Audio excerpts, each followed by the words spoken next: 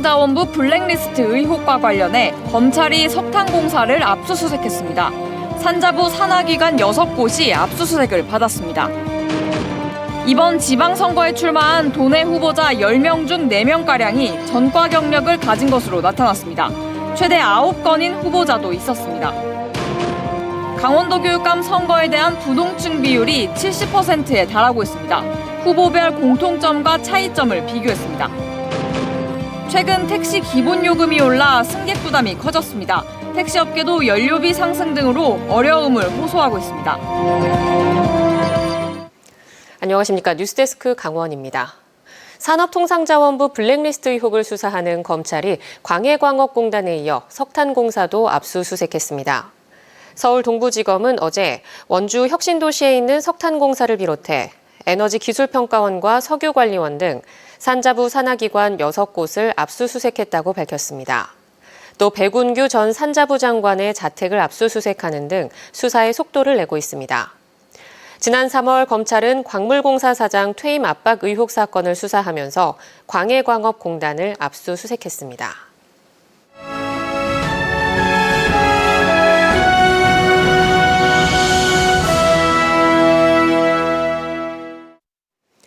다음 달 1일 치러지는 제8회 전국 동시지방선거가 열흘 남짓 남았습니다.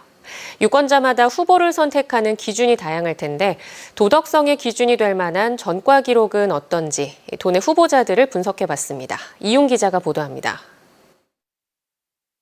도지사와 시장군수, 광역의원, 기초의원, 교육감까지 비례대표를 포함해 도내 지방선거에 출마한 후보자는 497명.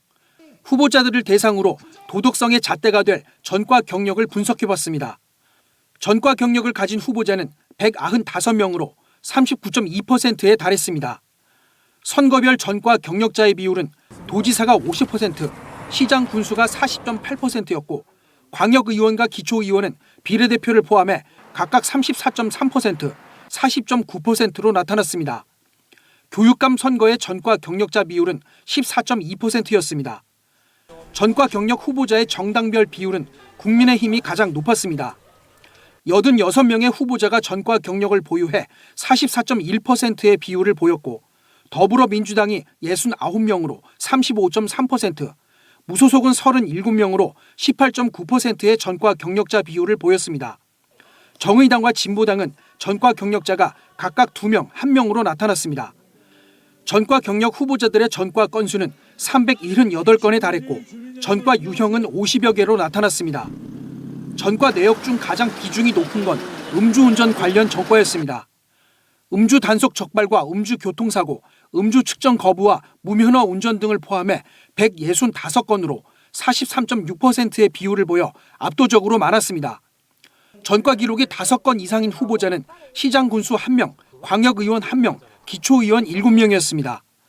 전과 기록이 가장 많은 후보자는 기초의원 출마자 2명으로 각각 9건을 보유한 것으로 나타났습니다.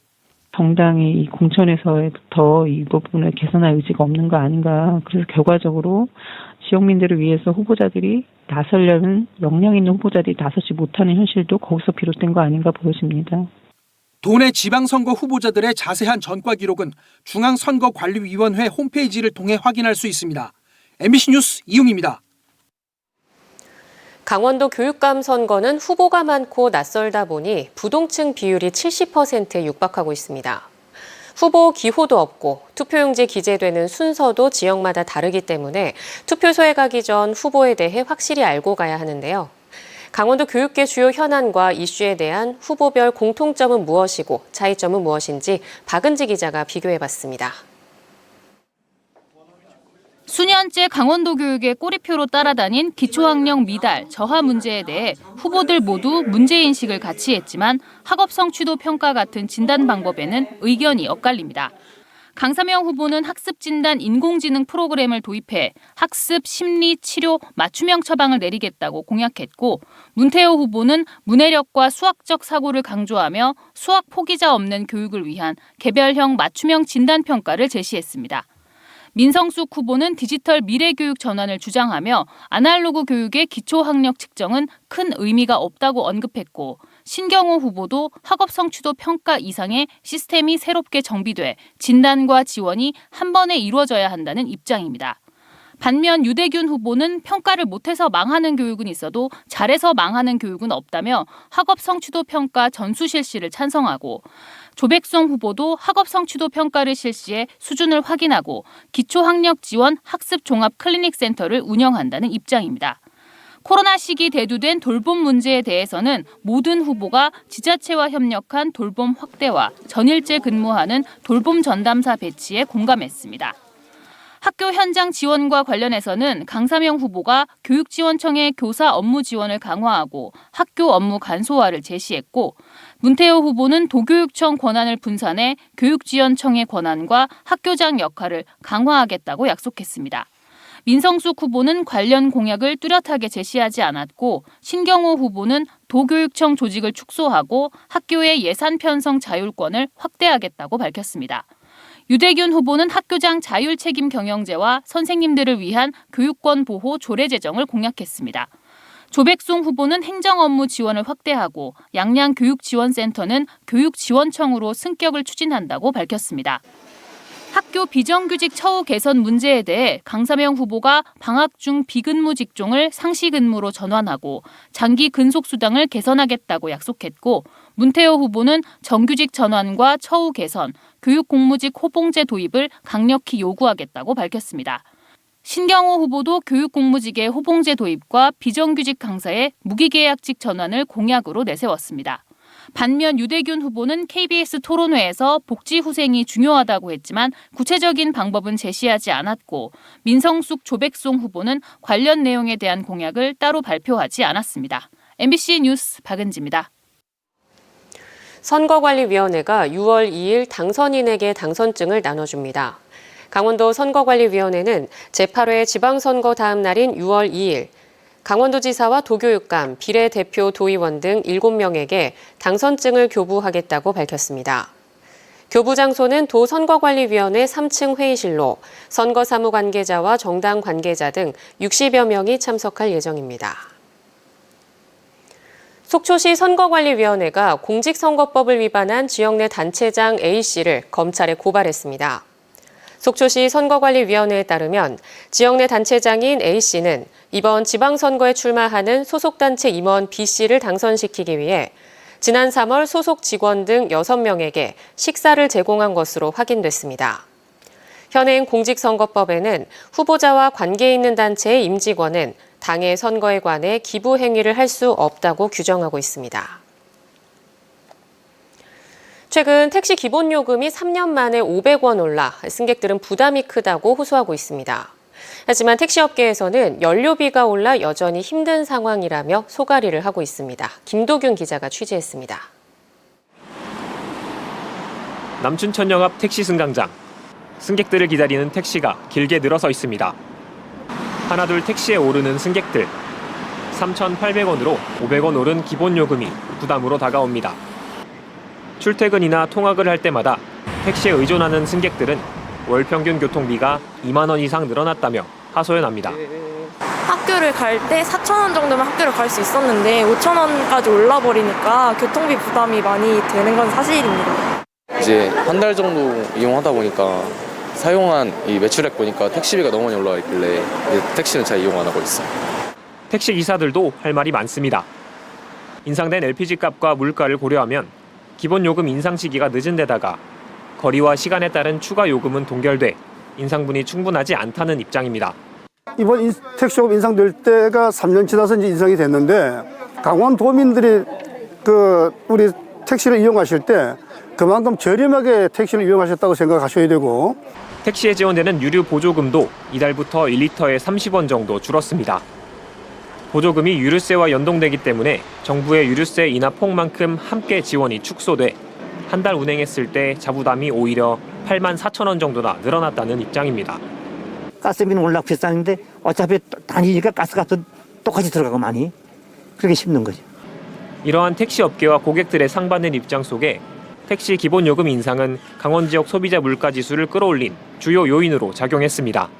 4월 강원 지역 소비자 물가는 교통 부문을 중심으로 크게 오르는 모습을 보였는데 교통 부문은 국제유가 상승과 택시요금 인상 등의 요인이 크게 작용한 것으로 보입니다. 지난달부터 춘천과 원주, 강릉 등 9개 시군을 시작으로 나머지 시군들도 택시 기본요금 인상을 예고하고 있어 소비자 물가지수 상승 부담은 가라앉지 않을 전망입니다. MBC 뉴스 김도균입니다.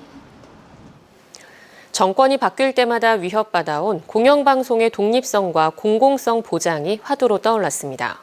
특히 MBC는 공영방송을 지탱하는 큰 축으로 지배구조 개선과 함께 시대를 선도하는 창의적 콘텐츠 개발이 중요하다는 지적이 나옵니다. 조형찬 기자가 취재했습니다. MBC는 지난해 공공성 강화위원회를 신설하는 등 지난 5년간 조직 문화와 제작 시스템 개선에 나서고 있습니다. 예능 프로그램에 시청자를 사전 참여시켜 의견을 반영하고 뉴스나 보도 프로그램에 팩트 체크 기능을 강화해 가짜 정보의 홍수 속에서 공영방송의 신뢰성을 지키는 게 주된 내용입니다. 저희한테 중요한 것이 MBC에 맞는 걸맞는 설명 책임과 공적 책무 수립이라고 생각합니다.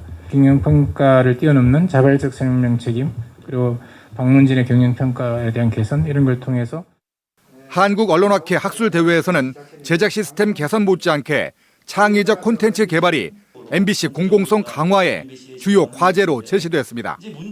특히 공공 성격의 방송은 재미없다는 등식에서 벗어나 의미와 재미가 녹아든 프로그램을 다양하게 개발해야 한다는 주문이 잇따랐습니다. 공공성이라 하면 뭔가 더 진지한 다큐멘터리 같은 것을 의미하는 그런 것으로 협회화되어 있는 그런 인식들이 있다. 이것들이 오히려 제작진들의 창의성을 방해하고 정권 교체기마다 장악 시도가 계속된 공영방송의 독립성을 보장하기 위해 투명한 지배구조 개선도 뒤따라야 합니다. 민주당이 지난달 대표 발의한 MBC와 KBS, EBS 등 공영방송 지배구조 개선 법안의 보완과 제정이 시급한 이유입니다.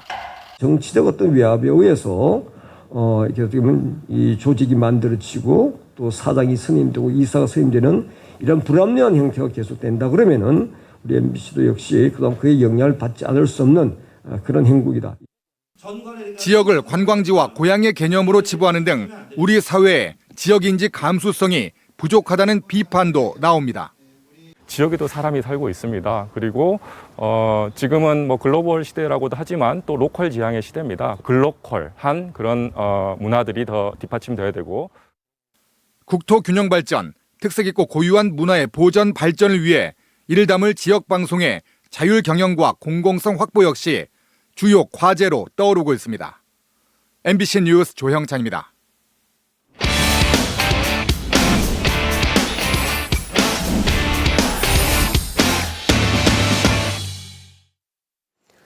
오늘 오전 11시쯤 정선군 임계면 송계리 임계고등학교 뒷산에서 불이 나 산림 2헥타르가량을 태우고 2시간 40여 분 만에 진화됐습니다.